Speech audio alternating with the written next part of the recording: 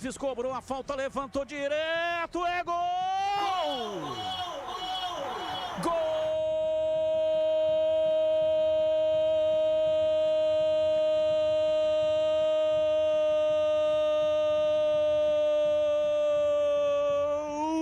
Da Ponte!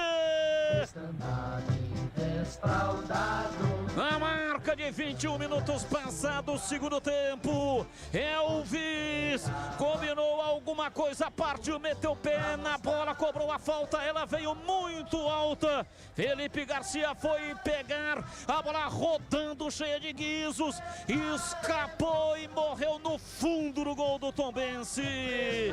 Um frangaço do Felipe Garcia.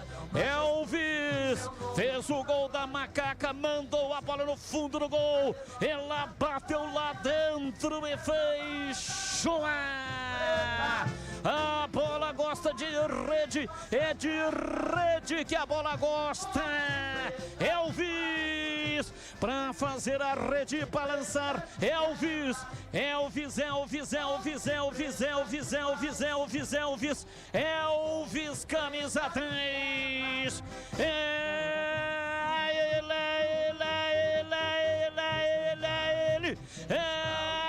ele o autor do gol. Abre o placar e em tombos, examada Ponte Preta. Dali Ponte Preta, dali macaca, dali Ponte Preta, dali macaca. Um gol que vale ouro. Elvis, Ponte Preta 1, Tombense 0 e o detalhe do gol é seu